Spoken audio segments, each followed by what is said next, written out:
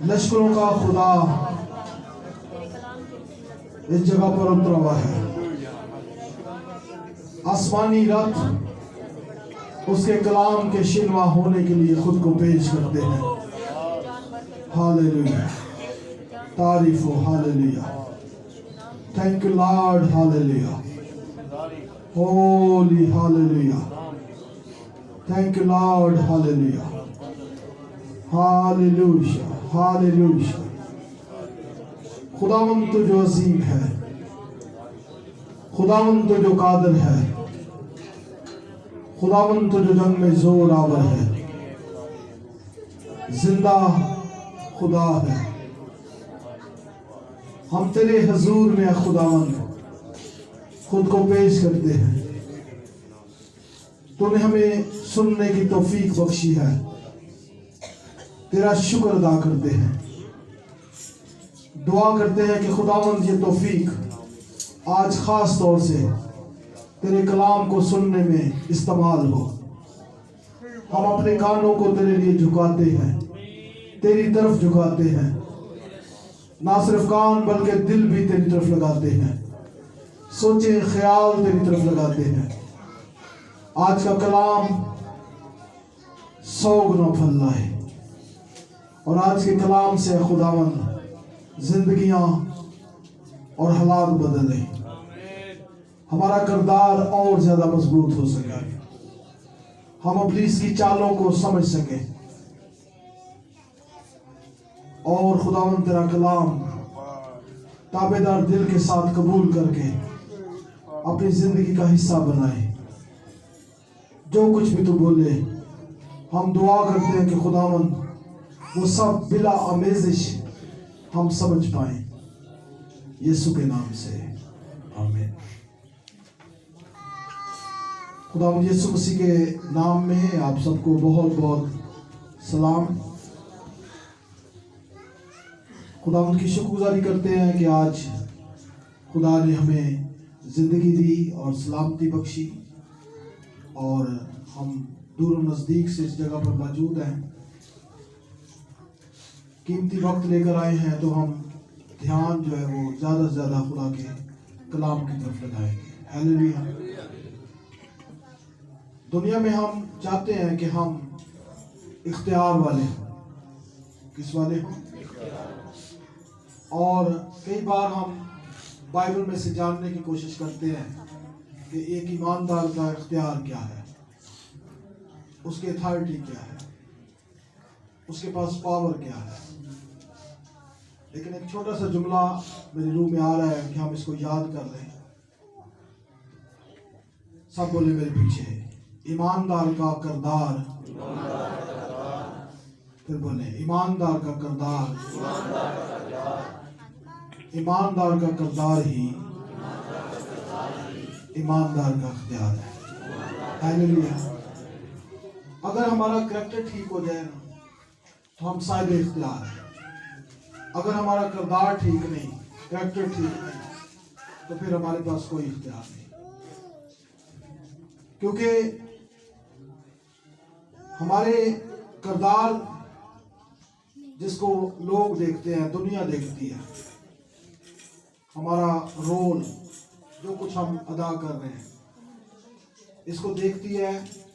ये हमारा बाहर का बदन है जो नजर आ रहा है, लेकिन एक इंसान अंदर है। एक कहाँ है? अंदर है।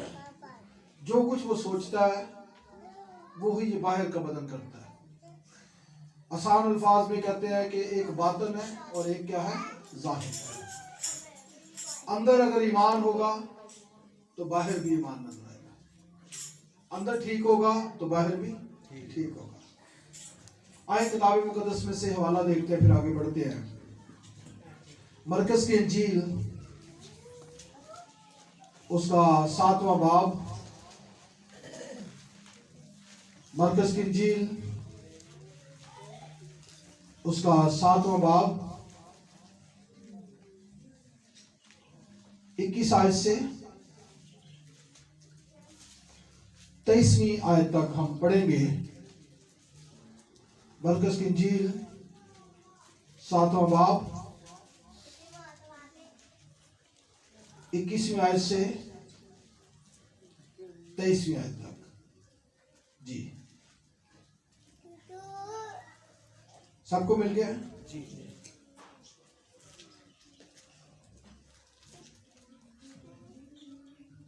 बल्कि 20वीं से पढ़ते हैं, लिखा है, फिर उसने कहा, जो कुछ आदमी में से निकलता है वही उसको नापाक करता है, क्योंकि अंदर से यदि आदमी के दिल से बुरे ख्याल निकलते हैं, हरामकारियां, चोरियां, खूनरेजियां, ज़नाकारियां, लालच, बदियां, मकर, शहवत प्रस्ती, बदनजरी, बदगोई, शेखी, बेवकूफ़ी, ये सब बुरी बातें अंदर से निकलकर आदमी को नापाक करती हैं।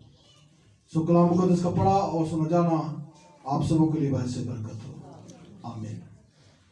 सो खुदावंद यीशु मसीह ने इस बात की तालीम दी अपने शागिर्दों को कि अंदर से कुछ निकलता है,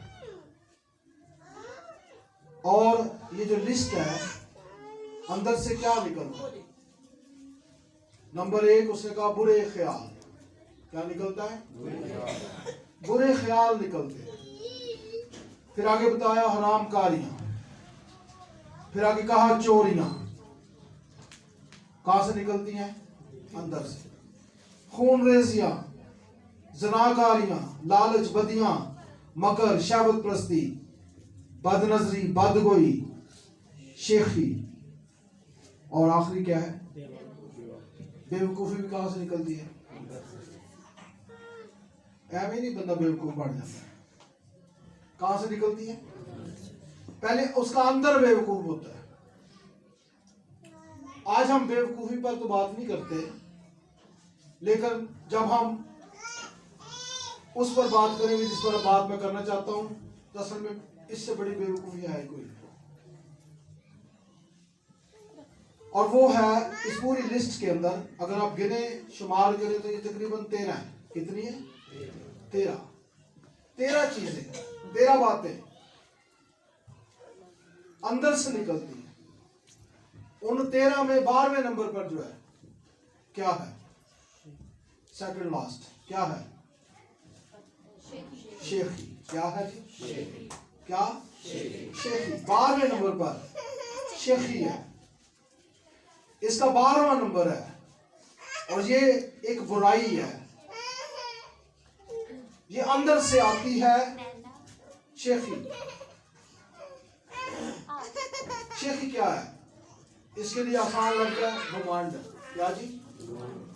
शेखी या घमंड अंदर से निकलती है, और निकल कर क्या करती है? आदमी को नापाक करती है। रिजल्ट क्या निकलता है? आदमी नापाक होता है। और जब नापाक हो जाता है तो खुदा जो पाक है फिर नापाक को कबूल नहीं करता। और यही वजह है कि हम बाइबल में चंद एक मिसालें देखते हैं कि जब लोग शेखी में आ गए, कोई हस्ती शेखी में आ गई, घमंड में आ गई, तो उसके साथ क्या हुआ। यशायाह की किताब निकालें, 14वां बाब, यशायाह 14वां बाब 12वीं आयत से पढ़ेंगे 14वीं आयत तक, और अच्छा होगा आप में से कोई पढ़े। यशायाह 14वां बाब 12वीं आयत से 14वीं आयत तक।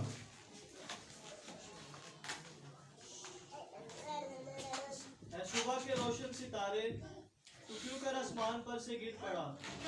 ऐ कौमों को पस्त करने वाले, तू क्यों कर जमीन पर पटका गया? हाँ, मुखातब हो रहा है एक शख्स, और उसको बड़ा टाइटल दिया गया है, सुबह के रोशन सितारे। सुबह का रोशन सितारा क्या होता है? वह पहला सितारा है जो रोशनी देता है। और ये मिस्र के तौर पर कहा गया कि सुबह के रोशन सितारे फरिश्तों का वो सरदार था। और सितारे क्या हैं? फरिश्ते। सितारे के जलाल में क्या है? फर्क है। ऐ सुबह के रोशन सितारे, तू क्यों कर आसमान से गिर पड़ा। और आगे है कि तू जो आजकल काम कर रहे हैं ना, ऐ कौमों को पस्त करने वाले, तू क्यों कर जमीन पर पटका गया। हाँ, तू क्यों कर जमीन पर पटका गया। तू तो अपने दिल में कहता था मैं आसमान पर चढ़ जाऊंगा। कहाँ कहता था? दिल में। मैं अपना तख्त को खुदा के सितारों से भी ऊंचा करूंगा। हाँ और मैं शुमाली अतराफ में जमात के पहाड़ पर बैठूंगा। हाँ, मैं बादलों से भी ऊंचा चढ़ जाऊंगा। मैं बादलों से भी ऊपर चढ़ जाऊंगा। और मैं खुदा ताला की मानिद होऊंगा। किसकी मानिद होगा जी? मैं खुदा। तो अपने दिल में कहता था, तो जो दिल में है वो बाहर तो होना सी ना। तो अपने दिल में कहता था मैं आसमान पर चढ़ जाऊंगा, मैं अपने तख्त को खुदा के सितारों से भी ऊंचा करूंगा, और मैं शुमाली इतराफ में जमायत के पहाड़ पर बैठूंगा, मैं बादलों से भी ऊपर चढ़ जाऊंगा, मैं खुदा ताला की मानिद हूं। इसी के बारे में हिजकियेल की किताब में भी लिखा हुआ है। निकाले जरा हिजकियेल 28वां बाब, हिजकियेल 28वां बाब, उसकी 14 से 17 है। यशायाह की किताब में कुछ ढके छुपे अल्फाज है शेखी के बारे में, घमंड के बारे में, लेकिन हिजकियेल की किताब में इसकी असल हालत को बयान किया गया है। 28वां बाब 14वीं आयत से 17 आयत तक। जी। तू ममसू करूबी था जो साया अफगन था। तू ममसू करूबी था जो साया अफगन था। वाह। और मैंने तुझे खुदा के कोहे मुकद्दस पर कायम किया। और मैंने तुझे खुदा के कोहे मुकद्दस पर क्या किया है? कायम किया। तू वहां आतशी पत्थरों के दरमियान चलता फिरता था। तू अपनी पैदाइशी के रोज से अपने रहो रस्म में कामिल था। हाँ, पैदाइशी के रोज से तेरी ये हालत थी कि तू राहो रस्म में जो कुछ तू कर रहा था, लिखा तू कामल था। काटा है ऐसी कोई? मुकम्मल था, कंप्लीट था, कामल था अपनी पैदाइश ही के रोज से। जब तक के तुझ में नाराजगी ना पाई गई। जब तक के तुझ में नाराजगी ना पाई गई। तेरी सौदागरी की फरावानी के सबब से उन्होंने तुझ पर जुल्म भी भर दिया। हाँ, उन्होंने तेरे अंदर जुल्म भी भर दिया। किन्होंने? जो तेरे अंदर के ख्याल थे, वो भरते गए। और तूने गुनाह किया। और तूने क्या कर लिया जी? गुनाह किया। इसलिए मैंने तुझको खुदा के पहाड़ पर से की तरह फेंक दिया। हाँ। और तुझको साया अफगन की रूबी को आछी पत्थरों के दरमियान से फना कर दिया। तेरा दिल तेरे हुस्न पर घमंड करता था। तेरा दिल तेरे हुस्न पर क्या करता था? घमंड करता था। हालांकि तू जानता नहीं पैदा करने वाला खुदा कहता मैं हूं, बनाया मैंने है, मुकद्दस पहाड़ पर तुझे मैंने बिठाया था। और तू अपनी उस हालत में उस सारे हुस्न पर क्या करता है? घमंड करता था। तूने अपने जमाल के सबब से अपनी हिकमत क्या कर दी? खो दी। तूने अपने जमाल के सबब से अपनी हिकमत खो दी। मैंने तुझे जमीन पर पटक दिया और बादशाहों के सामने रख दिया ताकि वो तुझे देख लें। ताकि वो तुझे क्या करे? देख लें कि तेरी हालत क्या है। तू अगर घमंडी हुआ तो फिर तू अपने मकाम पर कायम रह ना सका, बर्बाद हो गया। ये इसकी मिसाल है। ये आजमाइश में गिरा, शैतान बन गया। पहले क्या था? मुकर्रर फरिश्ता था। पहले क्या था? कहते हैं लूसीफर, कहते हैं सुबह का रोशन सितारा था, कामल था, सब कुछ ठीक ठाक चल रहा था। लिबास बड़ा आला था। और कहते हैं कि ये खुदा की क्वायर का लीडर था। क्या था?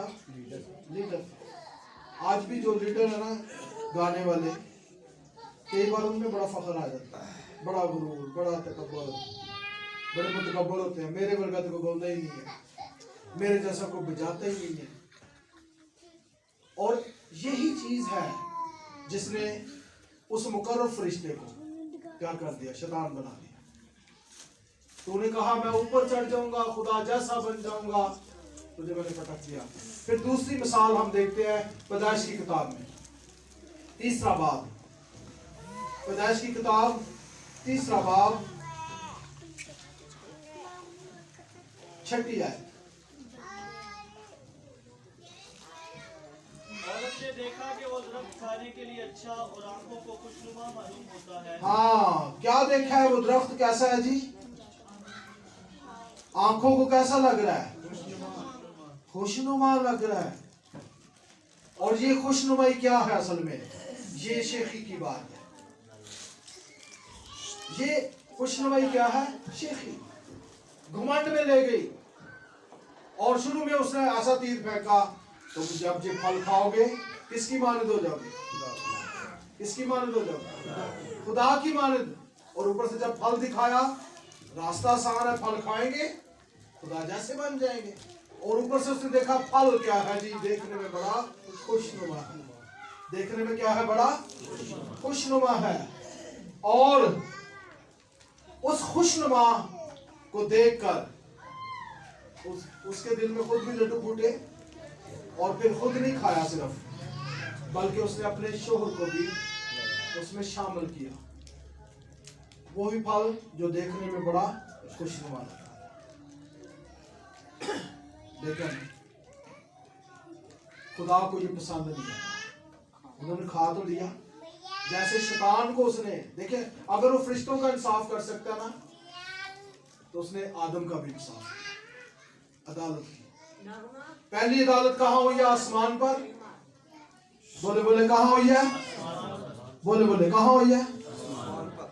जोर से बोले कहाँ हुई है? पहली अदालत आसमान पर, एक फरिश्ते की अदालत। और दूसरी किसकी? आदम और हवा की। कहाँ?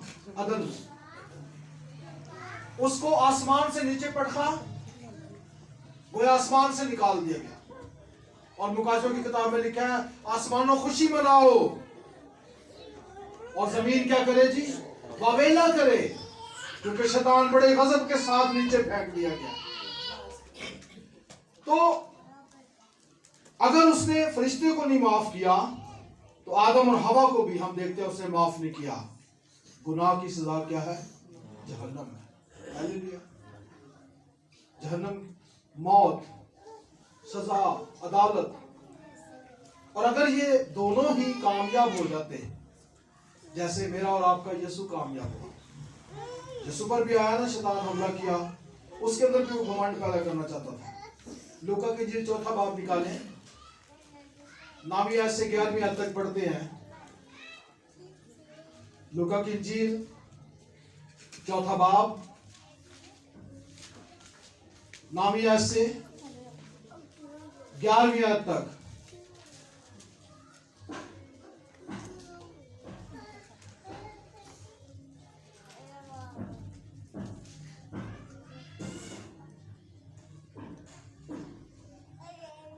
और वो उसे यरूशलेम में ले गया। और वो कौन जी? वो कौन जी? वो और हैकल के किंगरे पर खड़ा करके उससे कहा, वो उसे, और हम बाइबल को जानते हैं, ये यीशु को ले गया। अगर वो यीशु को ले गया, पहले उसने आदम को ले गया था ना, हवा को ले गया, और पंजाबी जाने ले दे गया। अब ये क्या है? यीशु को भी लेकर गया है, और लिखा है वो उसे यरूशलेम में ले गया और हैकल के किंगरे पर खड़ा करके उससे क्या कहता है? अगर तू खुदा का बेटा है तो अपने ताई यहाँ से नीचे। हाँ, अगर तू खुदा का बेटा है तो अपने ताई क्या कर दे जी? अपने आप को, मतलब अपने तेज से मुराद है अपने आप को नीचे गिरा दे। क्योंकि लिखा है कि वो तेरी बाबत अपने फरिश्तों को हुक्म देगा कि तेरी हिफाजत करें, यानी फरिश्ते तुझे क्या करेंगे? बचा लेंगे। और ये भी कि वो तुझे हाथों पर उठा और तुझे हाथों पर उठा लेंगे। मुबादा तेरे पाँव को पत्थर से ठेस मुबादा तेरे पाँव को पत्थर से क्या लगे जी? ठेस लगे। और यीशु को समझ आ गई ये मुझे कहाँ लेकर जाना चाह रहा है, शेखी की तरफ। कुंगरे से गिरूंगा फिर मैं बाद जाके दस सकना भाई मैं कुंगरे तो डिगा तो बच गया। देखा मैं खुदा का क्या हूं जी, बेटा। यीशु समझ गया उसकी चाल को। और अगली आयत में क्या लिखा है? यीशु ने जवाब में उससे कहा क्या? यीशु ने जवाब में उससे कहा फरमाया गया है कि तू खुदावंद अपने खुदा की आजमाइश ना कर। आमीन। लिखा है कि तू खुदावंद अपने खुदा की आजमाइश ना कर। ऐसे कई बार हम ना ऐसे हालात में चले जाते हैं कि हम भी ऐसा चेक करें। तो यीशु इस आजमाइश पर क्या आया जी? गालिब आया। हालेलुया। उस यीशु के जोरदार तालियां।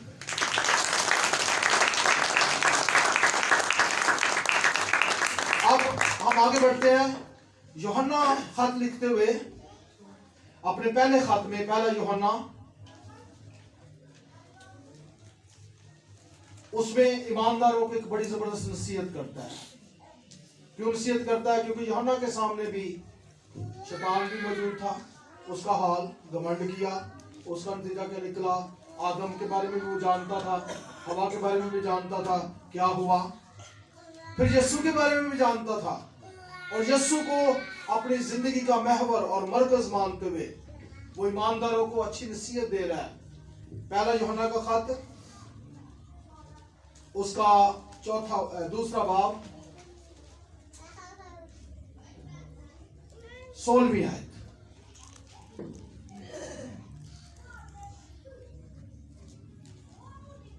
क्योंकि जो कुछ दुनिया में है, यानी जिस्म की ख्वाहिश और आंखों की ख्वाहिश और जिंदगी की शेखी, वो बाप की तरफ से नहीं बल्कि दुनिया की तरफ से है। जिंदगी की शेखी किसकी तरफ से नहीं है जी?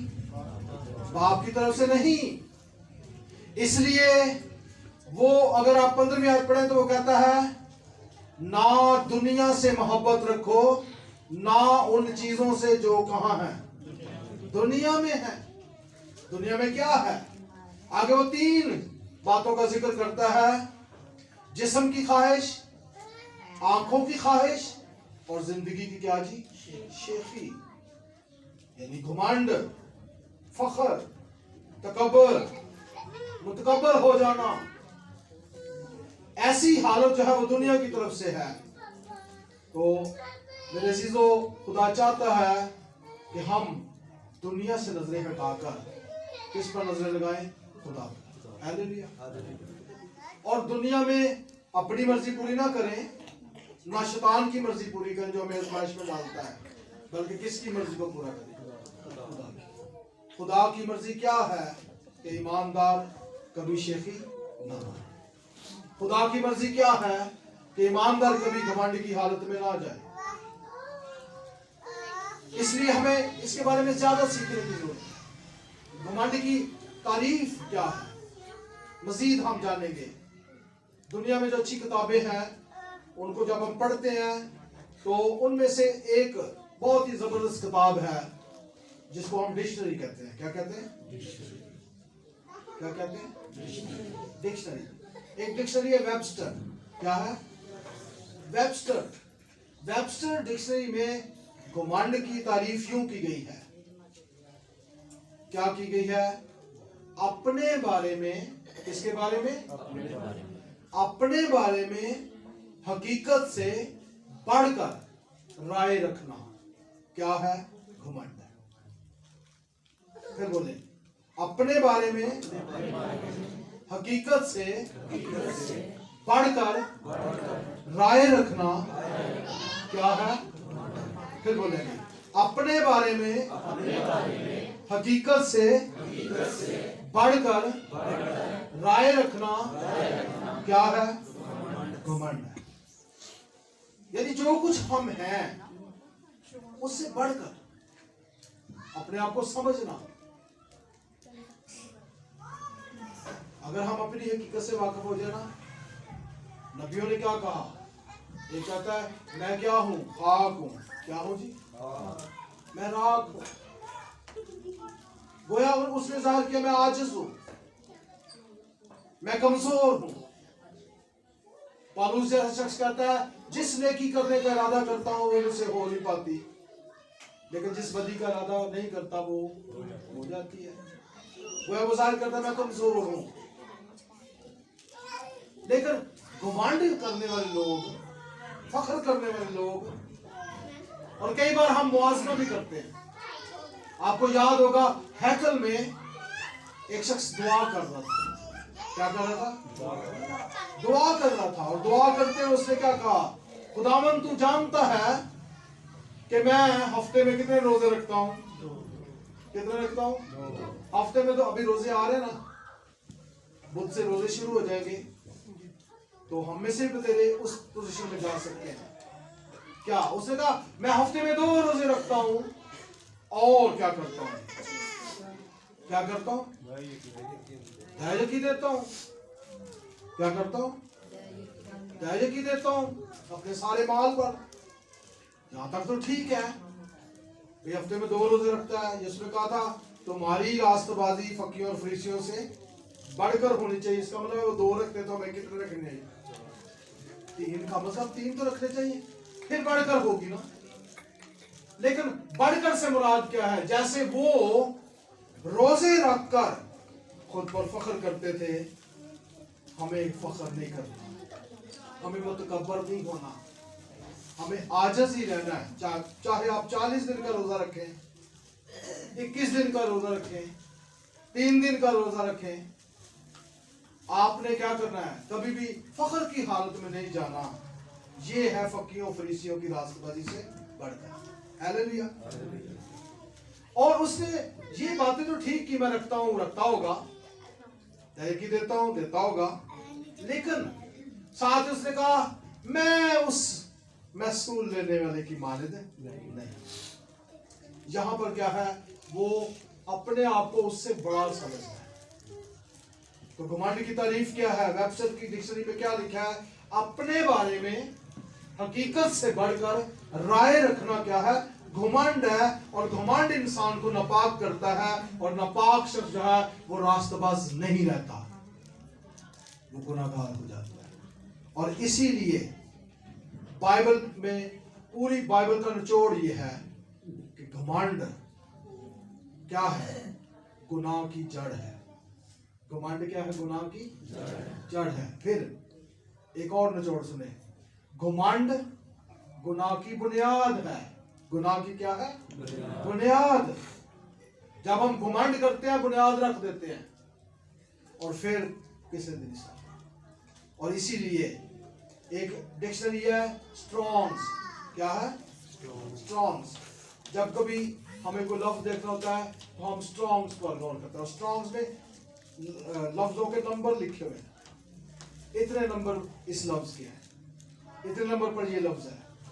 तो वहां पर जो डिक्शनरी है स्ट्रॉन्ग्स, उसमें इसकी तशरीह यूं की गई है, या वजाहत यूं की गई है, तारीफ यूं की गई है।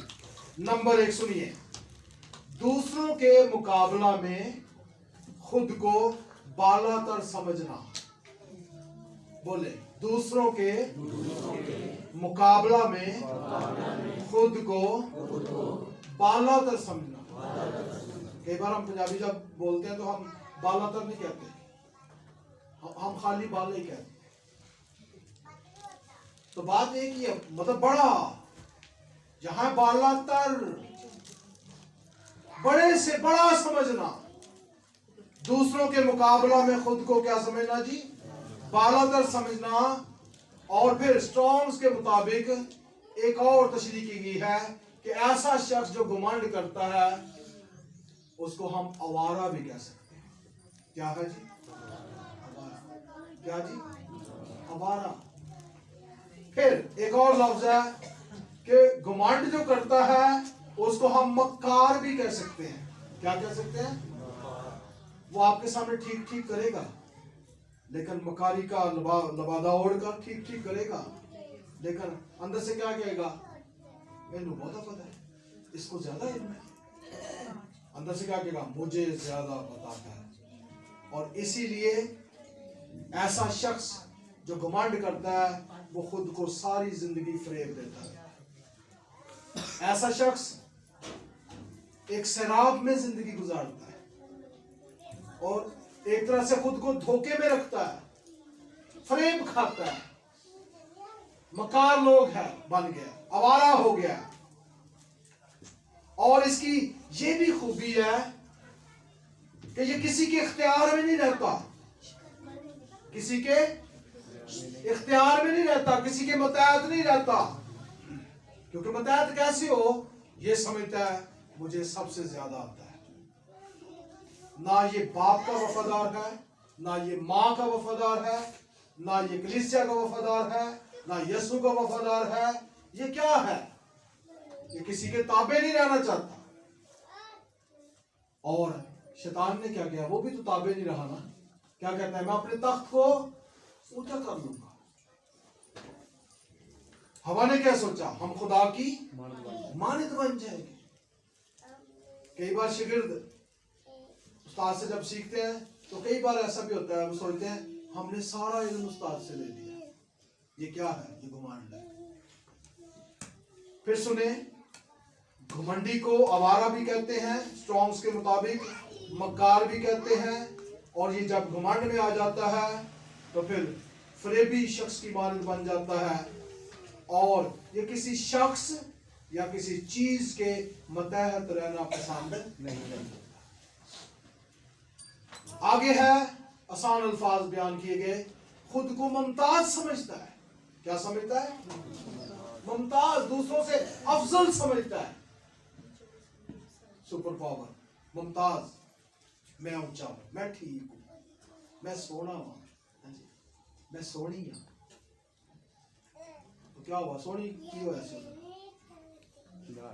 पार गई थी सोनी, है जी, सोनी मर गई थी, इसलिए सोना तो सोनी नहीं बनना। हमने ईमानदार बनना है, हालेलुया। हमने अपने करैक्टर को ठीक करना है। और सारी मखलूक ही खुदा की है, सब खूबसूरत है, हालेलुया। क्योंकि सबको खुदा ने अपनी सूरत पर बनाया, अपनी शबीह पर बनाया। फिर कौन कमेंट कर सकता है अपनी सूरत पर। अगर इल्म की बात है, इल्म भी कई बार इल्म गुरूर पैदा करता है। पढ़ गए तो केड़ा सान किया, रोजे रखे केड़ा सान किया, क्यों जी, अपने ही फायदा ना। अगर ज्यादा पढ़ जाएंगे तो क्या होगा, अच्छी पोजीशन मिल जाएगी दुनिया में, अच्छी पोस्ट मिलेगी। लेकिन हम जब उस सीट पर बैठते हैं तो फिर अपने ही साथियों को, दोस्तों को छोटा समझते हैं। आगे बढ़ते हैं, एक और तारीफ है, ऐसा शख्स जो घमंडी है, ऐसा शख्स जो घमंडी है अपने लिए उस इज्जत और तज़ीम को तलाश करता है जो सिर्फ खुदा के लिए। कैसी तज़ीम चाहता है, जैसे खुदा की हो रही है। कैसी इज्जत चाहता है, जैसे खुदा की हो रही है। तो ऐसे घमंडी शख्स को खुदा पसंद नहीं करता। और ये शख्स और भी बड़ा बिखरा हुआ होता है, क्योंकि ये एक और डिक्शनरी है जिसका नाम है जिल।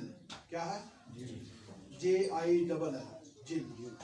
उर्दू में क्या होगा, जीम जेर लाम जिल।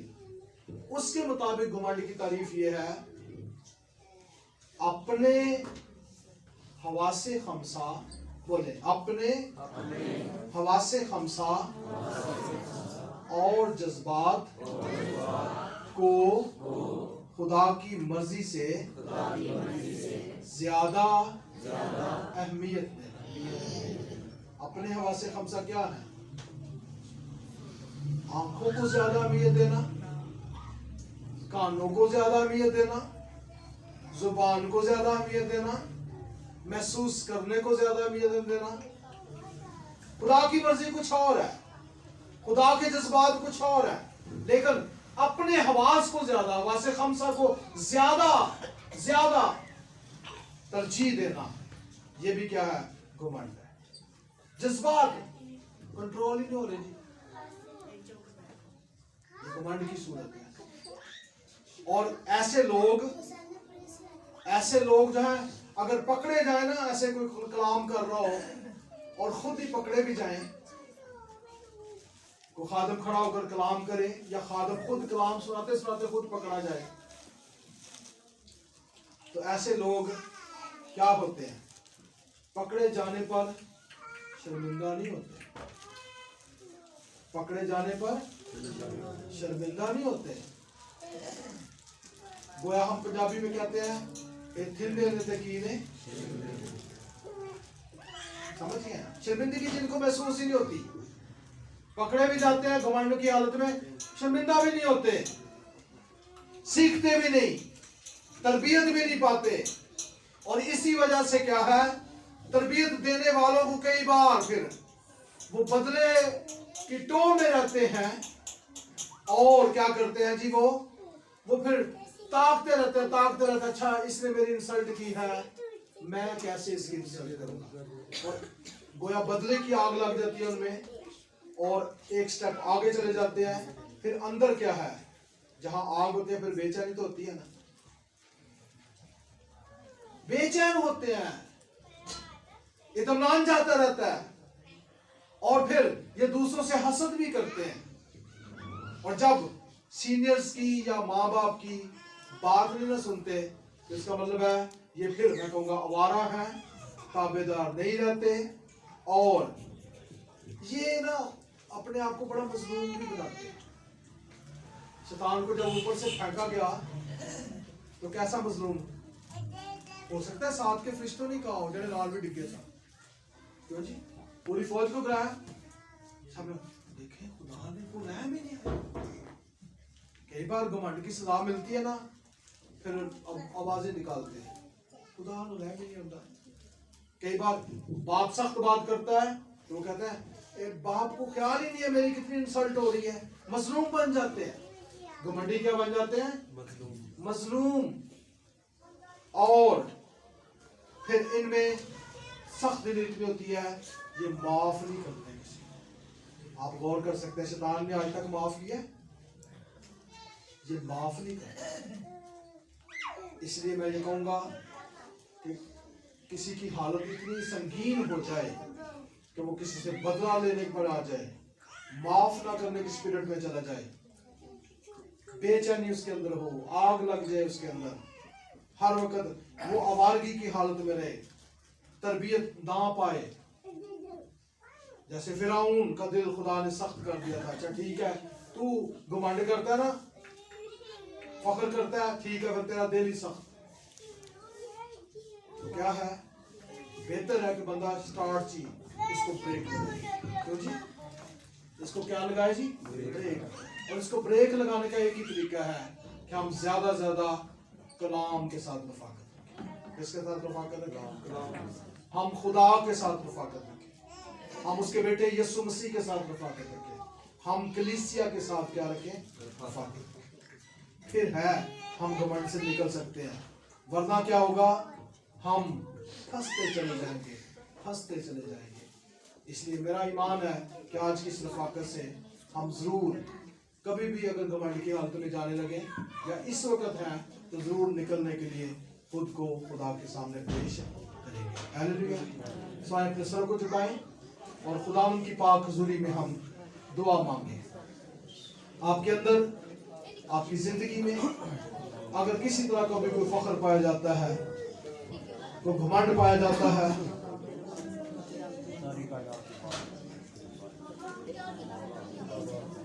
तो उसको निकालने जिंदगी से, क्योंकि घमंड एक गुनाह है।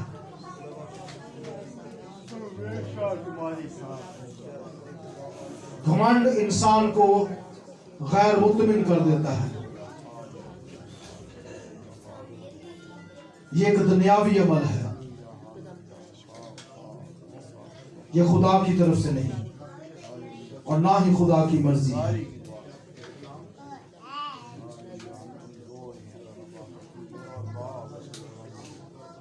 तारीफ हो। दुआ कीजिए। हालेलुया।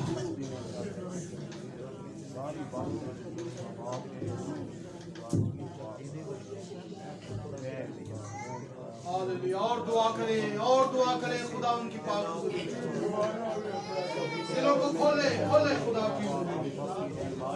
याद रखें खुदा कभी बेवजह कलाम नहीं करता। उसने आपसे कलाम किया, मुझसे कलाम किया। आओ निकालें घमंड के सारे खमीर को निकालें।